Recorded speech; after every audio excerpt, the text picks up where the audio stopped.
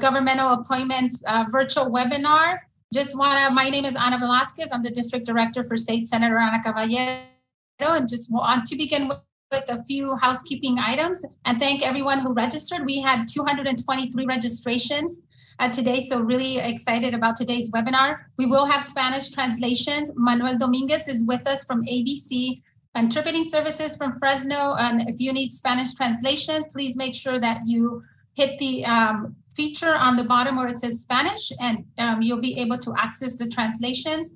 And also throughout the webinar, we will be having a Q&A. So if you can please use the chat feature to be able to include your questions there, either for our appointment secretary or for our County Board of Supervisors or for Senator Caballero. And at this time, I will turn it over to Senator Caballero. So good morning, everyone, and thank you for joining us on this beautiful Friday. I'm State Senator Ana Caballero, and I represent the 14th Senate District, which includes Merced, Madera, Fresno counties, and I continue to represent San Benito and the Salinas Valley until the next election cycle. Today, we have an exciting panel that will provide information on how you can apply to serve on a state or county appointed board or commission. Now, all of the positions that you can apply for in a county, also the cities also have appointment opportunities. So I think this is going to be exciting to listen to how the process in Madera County. And if you're interested in serving on a city board, we can follow up with that and get information. Today, I want to thank Catherine Rivera, who is the appointment secretary for the office of Governor Gavin Newsom, and Madera County Supervisor Leticia Gonzalez for co-hosting this virtual webinar along with me. I'm excited to share this webinar because it's a result of the feedback that we received from the Central Valley Latina Leadership Forum that was held at UC Merced last October. Many of the women shared the need to have better representation at the state level in order to uplift the voices of our communities. And I know that I get asked on a regular basis if there are individuals, in particular Latinas from the district, that are interested in serving on boards and commissions. And so this is really an opportunity to find out what the process is and for me to encourage you all to think about serving on a board. Many of the women that were there shared the importance of having a seat at the table. And today I'm excited about the opportunity to learn how to make that happen. Now it's my pleasure to introduce our first panelist, Catherine Rivera, Appointment Secretary for the Office of Governor Gavin Newsom, who is going to provide an overview of the state appointment process. She was appointed by Governor Newsom in June of 2019 to serve as appointment secretary. And just so you know, the secretaries are the lead, they're the leaders of the department. And so they're the ones who manage all of the resources in the department. Prior to her appointment, Ms. Rivera served 3 administrations as a board member on the Agricultural Labor Relations Board, beginning with her appointment by Governor Davis in November of 2002. Prior to her joining the ALRB, Ms. Rivera served as the Chief Deputy Cabinet Secretary for Governor Gray Davis. And as Chief Deputy, she served as the governor's liaison to various state agencies, departments, and boards, including Health and Human Services Agency, the Department of Corrections and Rehabilitation, the Office of Emergency Services, and the Department of Food and Agriculture. As a member of the Cabinet Office, Ms. Rivera was responsible for overseeing the development and implementation of administration policy and legislative initiatives within those agencies. She also served as a special legal counsel, working closely with the Legal Affairs Secretary. She received a Bachelor of Science in Business Management from Arizona State University and obtained her law degree from Bolt Hall at the University of California, Berkeley, where she was co-editor-in-chief of the La Raza Law Journal. So thank you so much for doing this webinar, and I'll turn the mic over to you. Great. Thank you so much, Senator. I know we have been in the same circles and around listening to my bio, I feel like I'm aging myself.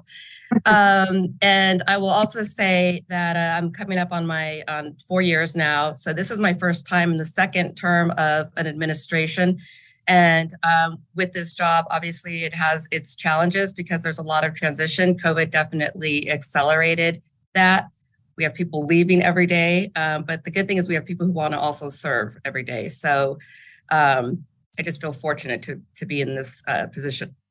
I wanted to say, because you noted it, that when I came into this position and asked the governor what he was trying to do, he specifically talked about underserved areas, and that he wanted me to focus on the Central Valley. And because I was on the ALRB, I know when we say Central Valley, there's a bunch of Central Valleys. They're all different within that space, and also in the Inland Empire.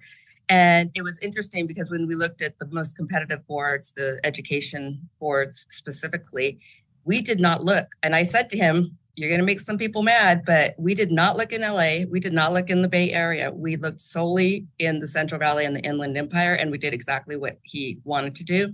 And we continue to do that. It's a priority for him because we need representation from the Central Valley on every boarding commission. As we started going through them, we started to realize where those gaps were. So this is a very important opportunity for me to reach people because I'm very serious, and the governor's very serious about the representation of the Central Valley in every area and every boarding commission.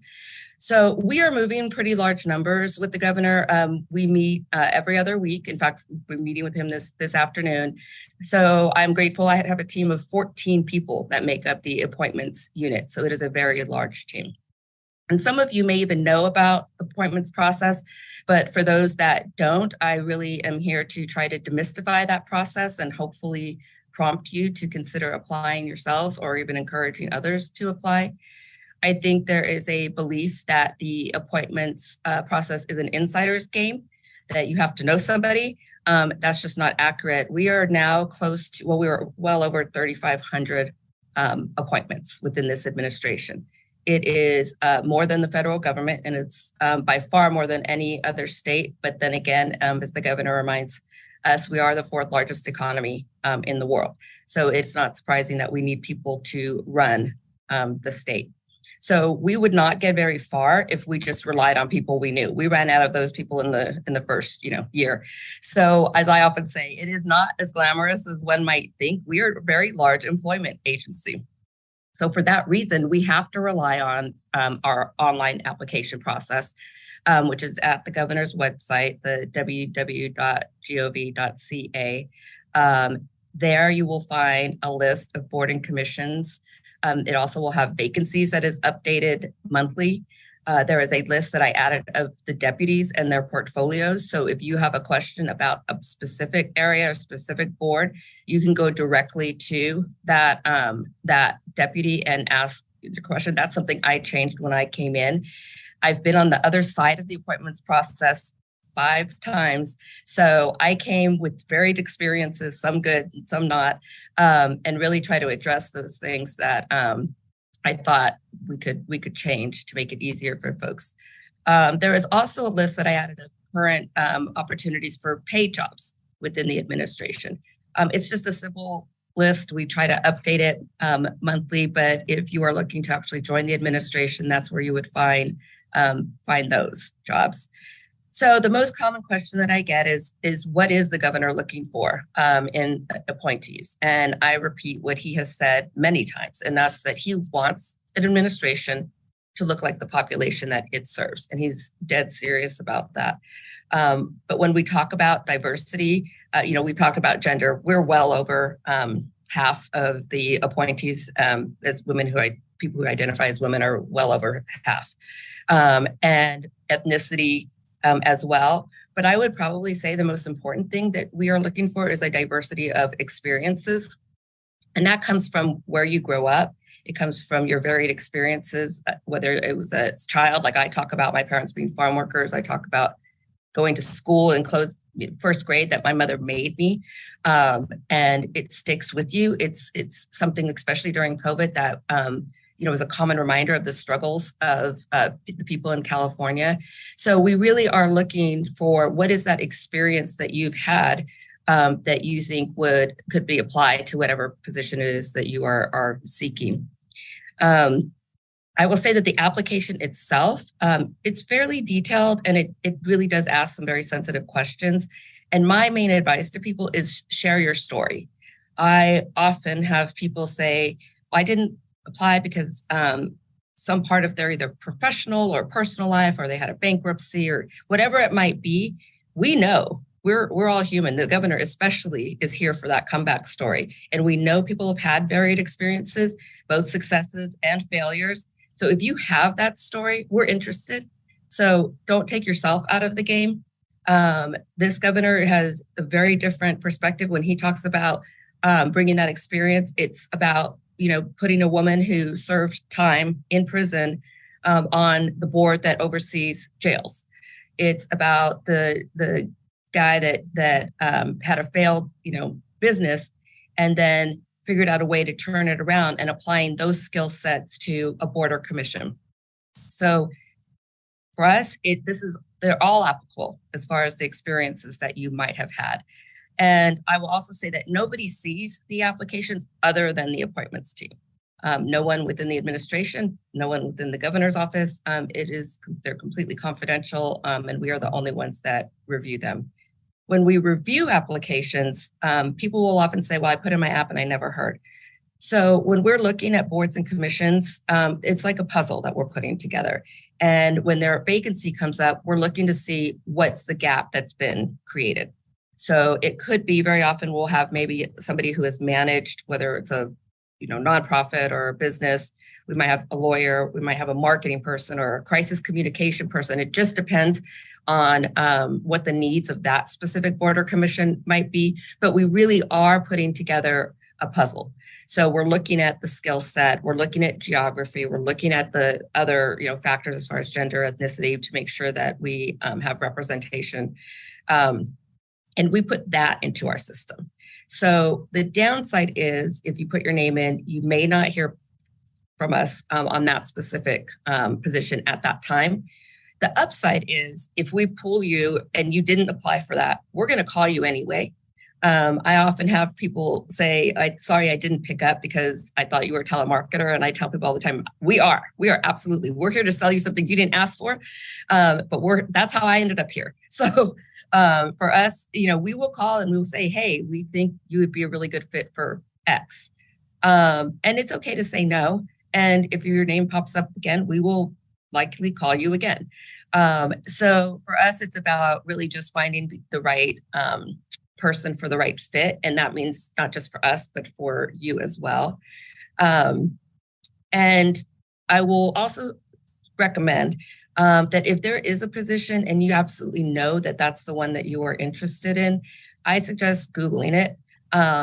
Go to the board's website, because every board and commission is different, but their websites are really a trove of information. You can find out how often the board meets, how long the meetings are, where they are.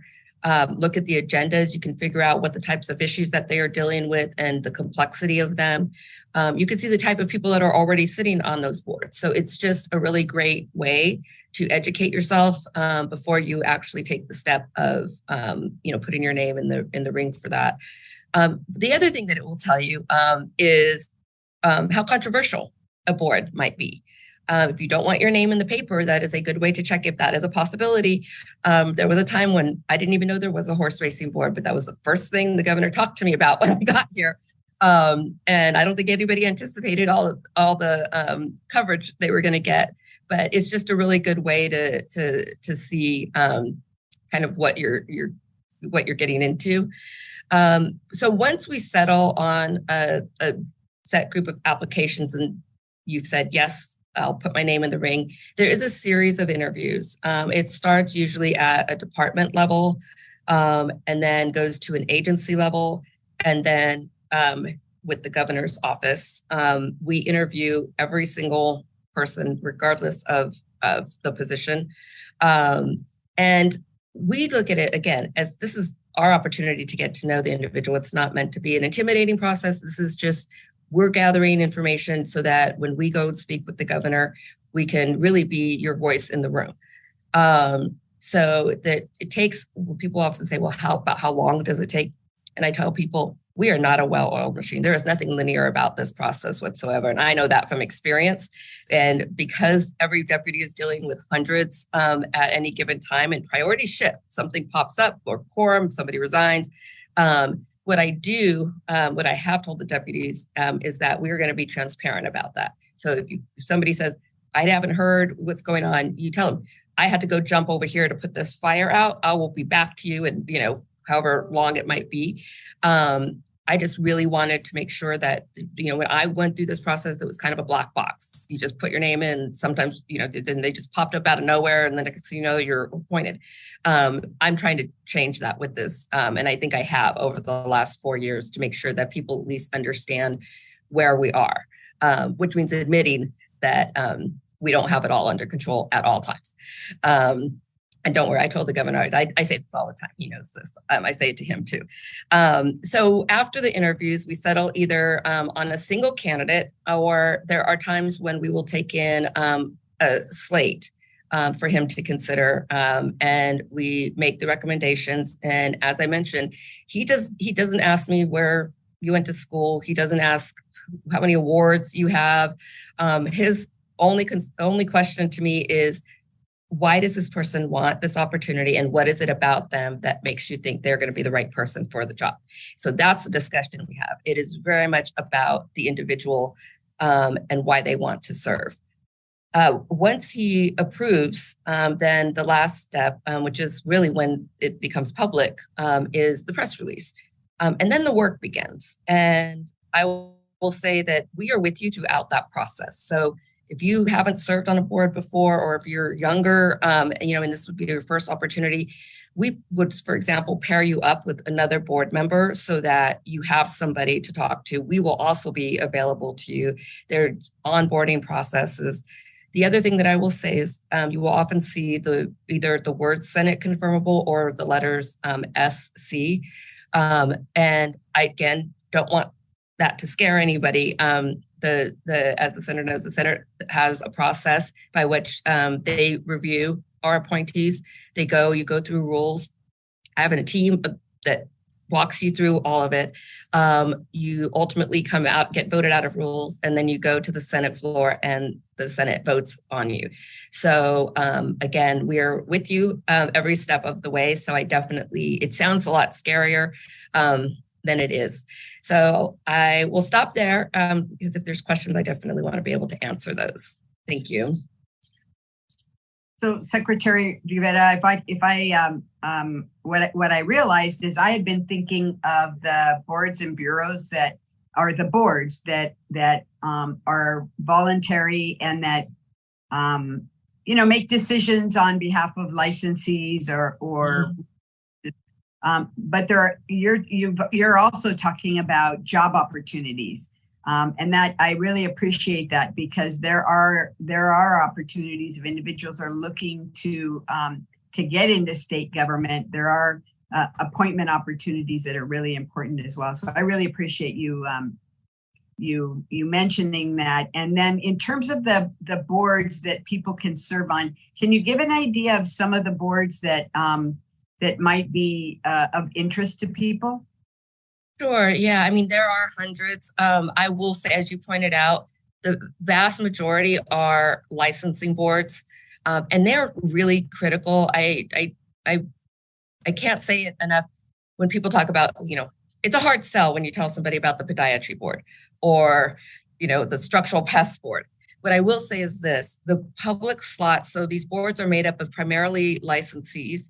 The public slot is the accountability slot, and that is the slot that we work with as far as an administration. So it's very important for us, and you can't have an interest in that particular vocation or job. So for us, those are the hardest, but they're also the most important ones for us to fill, and there are a lot of opportunities there. The others are ones that are more and they vary. I mean, we have mental health. I mean, we have something for everything. We have, mental health. We have housing. We have the education boards, and what I will say is the top 3 education boards are the most competitive. It doesn't discourage people. It's just you're going to be in a very large pool. But in addition to that, for example, we have boards that oversee financial aid, student aid. I mean, the transportation. I mean, they go on and on. There's so many varied labor. We have several labor boards. So there really is something for everybody. But I always do make a push for the licensing boards because they are the ones that I think we struggle the most to fill. Absolutely. That's a good recitation, I think, of the diversity of the boards that are available, as well as like the agricultural boards that every single county have. Those are the fair boards, those kinds of things. So thank you for that. I think we're going to ask the questions at the end, if that's okay with you. Is that what we're doing? That's how we're doing it, right, Ana? We had a couple of questions, Senator, that did come in, just specific to the appointment secretary. So if you want to take them now, we can wait till the end as well. Go ahead and take them now. Okay. Yeah, thank you. So we did have, Secretary, thank you for all that great information. We did have a question in regards to, do you need to be a U.S. citizen? No, you do not. Okay. We have people who are not citizens serving throughout the administration, including in the governor's office. Perfect. Thank you for that. And thank you, Patricia Ramos, for submitting those questions. You did talk a little bit about this, and we did put the website on the chat as well. What is the application submission process, and what is the selection process? So the application you can get online and fill it out. And then there are forms because we also do vetting that need to be submitted to us. And then the selection process is kind of what I described as far as, we don't look at everyone, but you can always inquire if there's something specific that you're interested in. And then we are going back and through our system and pulling out people who have applied and who, would be the right fit for that vacancy. Perfect. Thank you. If I could, Ana, the application process is really lengthy. Don't be scared by it. It asks, as the secretary said, a lot of questions just to be able to explain your background. And when I was hired by Governor Brown to work as a secretary as well, and when I filled out the application, I filled it out thinking of the things that I liked the most, the things that inspired me. And when they called about something entirely different. And what's important about that is they looked at my background, and then they said, this is an area where you would do really well. And so the interview was very interesting because it was not something that I had thought of myself. And it turned out to be a really good, I got appointed. And when I was asked if I wanted that appointment, I said, can I think about it overnight? I mean, because I just wasn't sure it was a good fit, and it turned out to be a really good fit. So sometimes people can see in your paperwork something different than what you put down on paper. So I really want to encourage people to just go in and start filling out the application. I believe, Secretary, that you can do it in a couple of sittings. You don't need to do it all at once. Am I correct? Yeah, correct. Mm-hmm. That makes it a lot easier because it asks you to get information that you may need to hunt for a little bit. It's great. Are we done with? Thank you, Senator. We have 2 more questions that came in. Related to that is education requirements. I know that it's probably on the application, but is there education requirements? And then what is the timeline for the appointment process? What is that timeline that is required once you submit your application? So no, there aren't any specific requirements unless there is something specific to a certain board. For example, we have some slots where it has to be an accountant or it has to be a nurse or, that sort of thing. But not specific to like any sort of level of education. And the timeline varies. I've done an appointment in 24 hours. I've done it in 72 hours. And I've also, for example, when I left the ALRB, my colleague did as well to be appointed to another position. And I went to go and fill the board. So I found my first person within the first month, but I had 3 other slots. And so from that time, it took me like 6 months to then the last person. And so the first person waited, last person was really quick. So it really just varies depending on what the timing is and what the priorities are. There really is not, I would say, if I had to, if you forced me, I would probably say it's at least a couple months. Thank you, Secretary. And then the last question that did come in is there a specific person? So there is already some individuals in the chat that do want to follow up, want to learn more about the appointment process. So who would be the best person to contact? We did put the website there. So would the website have that specific person that they can address any questions to? It has everybody on there. And so if you have an interest in a specific area, I would definitely email the deputy that has that area. But if you email any of us, we'll get it to the right person. Perfect. Thank you so much. And I think those were all of the questions that we have at this time. So I'll turn it back over to you, Senator. Thank you. Thank you, Secretary, for your commitment, because it's the job you have is a big job and is really important to make sure that there is diversity in all of the boards, not only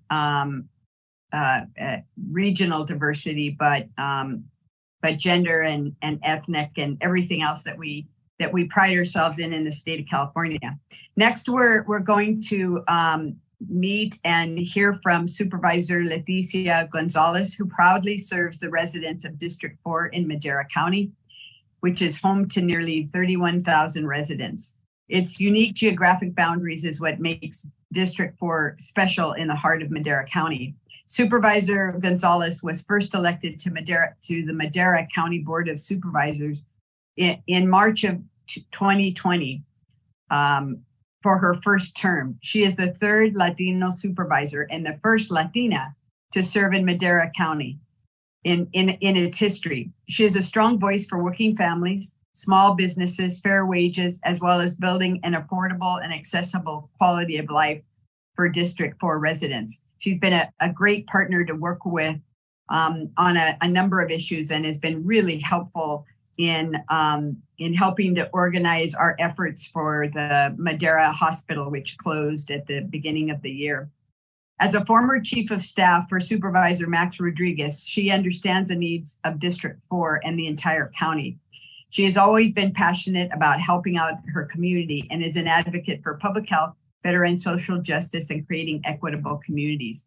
Prior to her time as a supervisor, she worked at Madera County Department of Social Services, where she assisted the public with referrals to health, social, and employment services. She served as a victims advocate at Victim Services Center, where she gained knowledge of the resource needs for mental health, trauma, homelessness, and domestic violence. She's a lifelong Madera County resident and a proud daughter of farm workers. She graduated with a BA in criminal justice and sociology from California State University Stanislaus in 2003. In her downtime, she enjoys cooking and spending time with her dog Bruno, family, and friends. Thank you, Supervisor Gonzalez, for your commitment and leadership and for joining us here today. Thank you, Senator. Thank you for that kind introduction. Yeah, a little overwhelmed. It could be longer. I need to edit it a little bit to shorten it up a little. But thank you. Good morning, everyone. Buenos días a todos. Thank you for joining us, and thank you, Senator, for hosting this informational webinar for the folks who are interested in serving.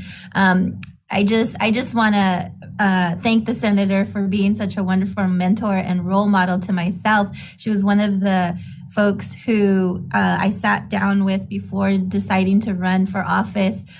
We sat at a coffee shop and chatted about, just issues and just life in the public eye.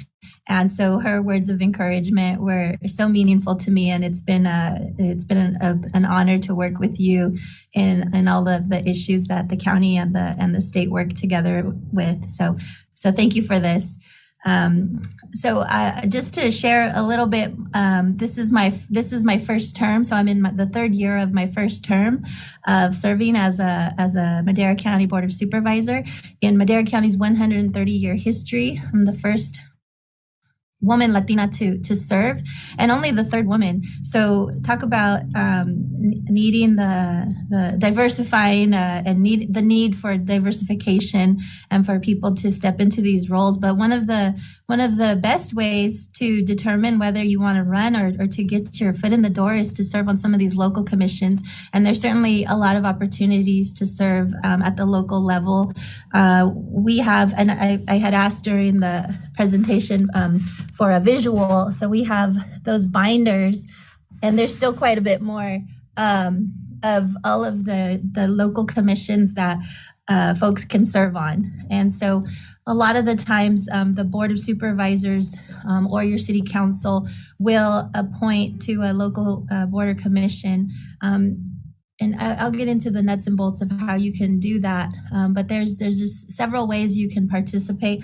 And if there's not a committee or commission that is available or accessible, then it's so important to talk to a representative or to start one on your own. So one of the things that we were lacking here in Madera County is a women's commission. And so I'm glad to, and that also came out of the senator's workshop back in October. So happy to report that we are starting to do those scoping sessions to see what a women's commission looks like here in Madera County. We've looked at the different commissions throughout the state and see like what works for them, because we're not necessarily like San Francisco, we're not necessarily like Fresno. So we want to hear from the local community members of what that looks like and how best that could serve our community. So happy to be leading that charge currently. And so if anyone is interested in that, please reach out. It is for Madera County, but I would definitely encourage, if you're from Merced or the surrounding areas, to look into that if that's available. Let's see. So our process is somewhat similar. Probably, I understand the application for the state process is a little bit more tedious. We have about a 2-page application process, and it's a very standard form. And that is for any board or commission that the Board of Supervisors can appoint. And like every commission, some of them are a little bit more lax. We have, and some of them are a little bit more specialized. I'll say that I got my start with former Supervisor Rodriguez. He appointed me to the Mosquito Abatement and Vector Control Commission. And I thought to myself, what in the world are we going to talk about mosquitoes all day?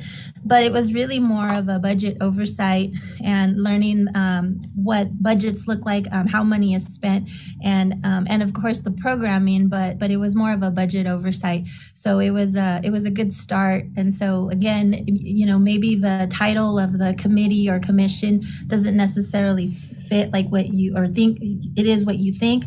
But when you get into the details of it, you'll be able to learn a whole lot more, and then it opens the doors to other opportunities. Again, some of them are more specific, like our planning commission, and that one at the local level, you don't necessarily have to live within the district boundaries. You just have to live within Madera County. So every board and commission will have different parameters according to their bylaws, and then you have some like which I know our behavioral health director is listening online. We're always looking for participants to participate in the advisory board for that committee. And there's so much going on right now with mental health and behavioral health that we need a lot of different perspectives and participation. So that one is a little bit more broad as well, where you don't necessarily have to live within the supervisorial district. You just have to be a Madera County resident. In some cases, you just have to work in Madera County. So it just depends. The bringing up this issue, the process of applying for appointments at the state level sparked our curiosity of what it looks like at the county level, and our clerk of the board is currently revamping the website for that so that we can have a centralized location, because it's a little bit scattered, unfortunately. And so we will probably have something that is more concrete by the end of the year, that's more centralized, where you'll be able to find it. But if you go to the Madera County website and click on Board of Supervisors, and then there's a link for the clerk of the board, and I can share this with the senator's staff, and we can disseminate this information as well. But if you click on the Board of Supervisors, then there's a link for boards and commissions, which is what they're updating and working on. Again, we have 6 binders of different boards and commissions throughout the county, and it's kind of interesting too, because in some instances, the County Board of Supervisors makes a recommendation for someone to serve, and then it has to be approved by the Conservancy. So, for example, we have the San Joaquin River Conservancy Board that is composed of if it's more regional, Madera County Board will submit names. Usually it's the Board of Supervisor that is assigned to that committee. And they'll submit names, and then the speaker or the speaker will confirm or determine whether they have the final say. So a lot of times it's a recommendation. In some instances, I think somebody had mentioned something about the cemetery district from Merced County. The way it works here, and it's different within every county. Every county is different, their process is. But the way that it works here is that the cemetery district will provide a name of recommendation, and the supervisors will either approve it or not. And so that's we try to work together. We don't pretend to be the experts in any particular field, but it's also good to have that variety of different folks who are participating, having different perspectives. I think the application process is pretty simple. Again, it's a 2-pager. And I think that was what I wanted to mention for now, but I'm certainly available for questions if anyone has any at this time. So, Supervisor, recommend that if someone's interested in or they fill out an application, that they communicate with your office just to put their name on the radar screen and maybe get a little bit of help from your office. Oh, yeah, absolutely. So just recently, there was a vacancy on the Madera County Planning Commission. It was for the District 2 Planning Commissioner. Someone had reached out about being interested. Happy to report that she has been appointed. And so we have some diversity on the commission. Just recently. So yeah, we're happy to connect folks. And you can email supervisors@maderacounty.com. We make it very simple to reach out. You can call 311 if you're within the Madera County boundaries and ask for either your supervisor, or even say, hey, how do I get appointed to a commission? They'll refer you over to the supervisors in the clerk of the board's office. That's great. Anna, do we have any questions for the supervisor? Senator, thank you for that. I don't see any questions right now regarding that. We just have great job, Supervisor, for all the information that was provided. And we will be posting also the link, Supervisor Gonzalez, for Madera County. And the link also for the commission is on there as well for our panelists, and then we'll be sending them out. That's great. So let me just say that, thank you so much, Supervisor, for a really, I think, helpful tutorial on how to, basically some of the changes that you've made based on input that that you've gotten, and congratulations on getting the Commission on the Status of Women started and being really really looking into how other counties are doing it, because you're absolutely right. Not all counties are the same, and the commission should reflect the interests of women in the county and the issues that they're facing in order to, to access services and to be a part of the county as well. And it's I think long overdue, given that there's only been 3 women supervisors on the county board of supervisors. And congratulations to you on your 3rd year. As I said before, the supervisor has been really, really helpful in terms of working in tandem with me and also Assembly Member Soria to bring resources to the county so that we can get the hospital back up and running as quickly as possible. And I think you'll be happy with not only the emergency fund that we set up in the state budget, but also with the tax that is going to be proposed to increase Medi-Cal rates, reimbursement rates, so that the hospital can get more resources for the high number of Medi-Cal patients that they see from Madera County. So that and then there's more to come that we need to talk about as well. But let me just say that part of the reason that we encourage participation in the different commissions and boards that are at the local level and at the state level is that sometimes if you've never participated in a government process, when you show up, it just seems really foreign, and it's hard to understand what the rules are. But if you serve, and it was interesting to hear you talk about the mosquito abatement district, is that somebody would say, oh my gosh, don't make me sit on a mosquito abatement district. But it's really interesting because mosquitoes carry all kinds of diseases. And if you've ever sat out in your backyard on a summer evening or a spring evening and been inundated with mosquitoes, you realize, someone may have a pool down the street that is all mossy and unkept. And the mosquito abatement is responsible for abating that kind of stuff, for taking care of it, for finding the owners and making sure they know that they've got to drain that pool and do the right thing to get rid of standing water. So it's learning, being on these boards and commissions, you learn how is a meeting conducted, how to run a meeting, how to make a motion, because sometimes it's just as simple as learning how to make a motion. And then just as important, how to listen to the other board members that are encouraged to speak, so that everybody knows what you're thinking about a particular subject. And then a budget, as the supervisor said, understanding how the budget works is really important, because you can't get anything done in government without there being resources put towards it. So that's why this some of the positions which are volunteer, some which are reimbursed, is really, really important, because what you realize when you do that is that you're as smart as everybody else on that board, and that you're as capable and that you can do it. And there's no secrets. It's a little bit like when you go to first grade or kindergarten and it's all scary at the beginning, but then after you're in 6th grade, you go, you know what, I got this.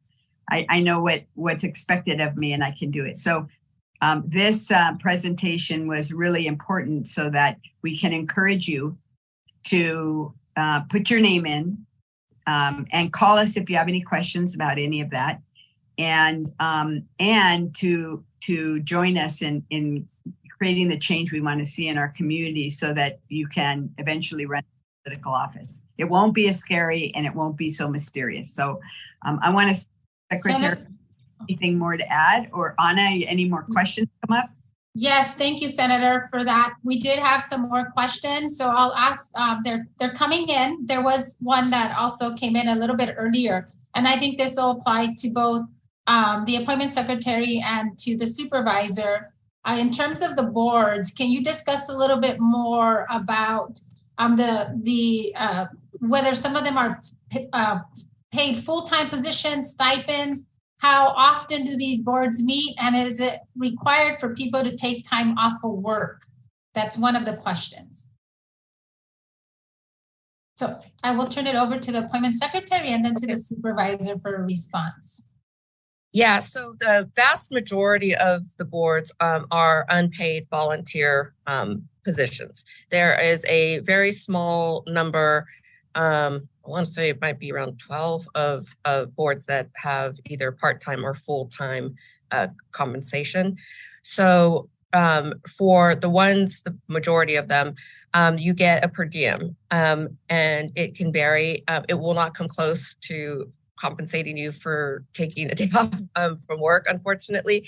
And then we also pay for any travel, or if you need to stay at a hotel, we reimburse for those expenses as well.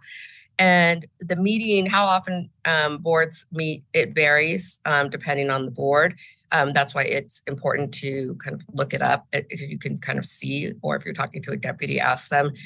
Some meet monthly, some meet quarterly, and some might meet less, but meet for 2 days. So it just varies depending on the board. But generally, it does require people to take time off, which is a significant barrier for many people. Yeah, and I'll just echo what the appointment secretary said. It varies. Every board and commission has their set of bylaws that they have to abide by. Now, granted, the board will look at those sometimes annually, or every few years to update the bylaws to fit what the membership wants. But yeah, the majority of the time, a lot of the local ones here, though, they'll meet lunchtime. Some are early afternoon. It varies, and some of these will get compensated. They'll get compensated for their travel, or a meal will be provided. We try to make it. We don't have a very big budget here, but we do try to accommodate for the folks who are volunteering their time for the most part. But it's very similar to at the state level.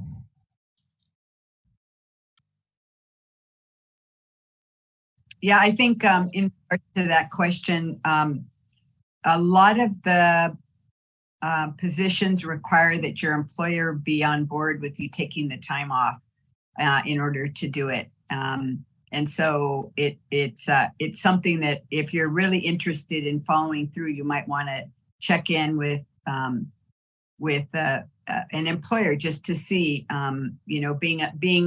being gone the last couple hours once a month, or being gone for a day, for example, on some of the boards, the state boards, may be something that can be worked out. But I think it is important to let them know that you're interested in serving, and that this is one of the ways that you can do it. Yeah, thank you. So thank you for that, Senator. So the other question that came in too is, are interviews for most state appointments held in person or via Zoom? So there was, during COVID, there was an exception made, and that was extended. But if there is not a law passed to allow that to continue, then they will have to go back to being in person. We have been very supportive of the Zoom for actually one of the reasons you mentioned, which is the fact that I think it's a significant barrier to have to take an entire day or 2 days, especially if, like myself, I mean, I'm a single parent half-time. But if you have, different situations, I think we would definitely broaden the pool of people who would be willing to serve if they could do so virtually. So there's my pitch for that, Senator. But without that, they will be in person per Bagley-Keene, which requires it. It's not a policy decision. It's an actual law that would have to be changed. So I think the question may have been the interview. Is that right, Anna? Yes, the interview. Are the interviews for most of the state? Oh, sorry. Yeah, I got on another bandwagon. It's an option. You can either come in or we can do them virtually. Yeah, but thank you for sharing that, Secretary, because I think also as part of the challenges, if people can't get there and the meetings are held in person, then I think that presents a barrier for many families that are still struggling with transportation and other issues. Well, and particularly since the interviews are maybe, 30 minutes, maybe a little bit longer, but it's a long drive from the Valley to get up to Sacramento for an interview. So that's that. And I hear you on the meetings. I think the challenge for me is that, and this gets into the technicality, is that if you're going to take away the rights of an individual, or you're going to affect a license, some of the Zoom meetings are ineffective. In other words, it's my experience in local government is that I would think before a meeting, I'd go into a meeting that I knew what I was going to vote or how I was going to react to a certain situation. But it's not until you face the public and have a discussion with your board members that you realize that there's another solution. And so I'm really impressed with the fact that there are times that you actually need to meet in person, and it's not enough to do a Zoom because Zooms are pretty impersonal. But that's just I think we're trying to work through the language of that particular bill that will allow virtual meetings. Unfortunately, the author was not willing to negotiate. So I think you're going to get which is the ability of state boards to meet virtually. There's not enough of people like me from local government that understand the dynamics of meeting in person and facing people and then having the organic decision come out of that process. So I do. Thank you, Senator.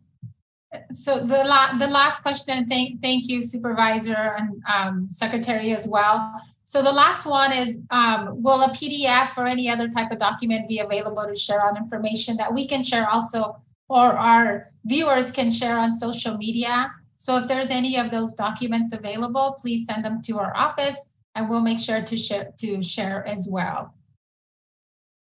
And those were all of the questions, Senator, and I'll turn it back to you. Okay, let's see if we have any last words of wisdom from the Secretary and the Supervisor. We'll start with Secretary Rivera. Thank you. I just want to reiterate my gratitude for you scheduling this. Like I said, these opportunities, and especially for the areas that you represent, are really critical for the administration. And I just really want to encourage people to take that next step. Don't forget that you were here. And again, we're here to make it not scary. So just please feel free to reach out to myself or anybody on the team, and we can follow up with any other questions you might have.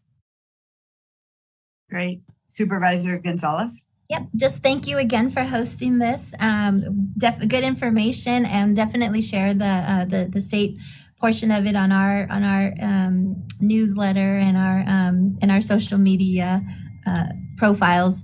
But again, just to reiterate that I would encourage folks to apply. There's so many opportunities to serve the community, and it's important to have folks represented. And so I'm happy to help guide anyone along the way who's interested. I have been guided and helped along the way, so it's my way of paying it forward. Happy to do that. So thank you again. That's great. Well, thank you to everybody for joining us. Thank you to Supervisor and the Secretary for their words of wisdom and direction on where to go to fill out applications. And if anybody needs any more information, I think all three of us are at your disposal. We want to see more people from our region apply and become involved in government. It makes us all much stronger and much better. So thank you so much to everybody for participating, and have a great weekend. Stay safe and healthy. Thank you.